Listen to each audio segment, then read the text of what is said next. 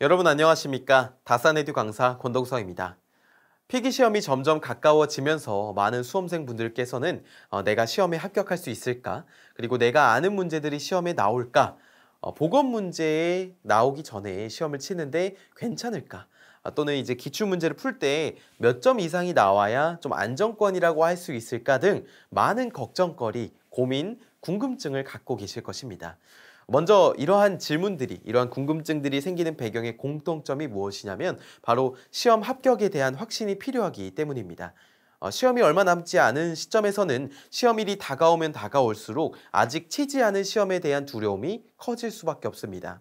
저도 합격하시고자 하는 그 간절한 마음을 누구보다 잘 알기에 조금이나마 도움이 되어 드릴 수 있을까 해서 이렇게 영상을 찍게 되었습니다. 첫 번째 질문입니다. 보건 문제가 나오기 전에 시험을 치는데 괜찮을까요? 라는 질문인데요.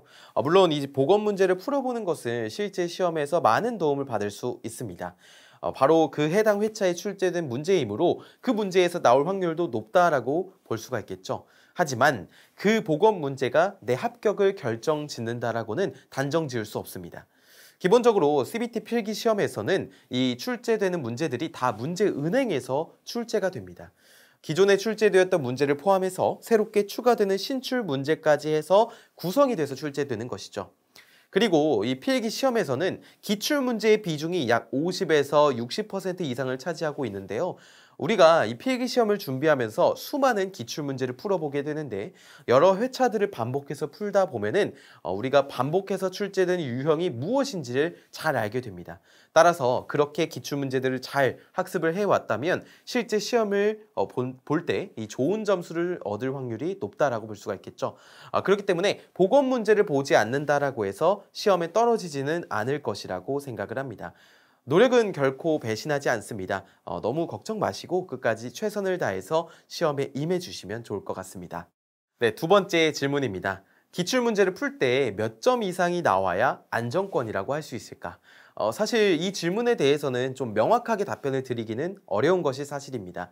CBT 시험 문제가 문제은행에서 출제되다 보니까 수험자마다 문제가 다르게 출제되고 때문에 체감하는 난이도도 모두 다를 수 있기 때문입니다.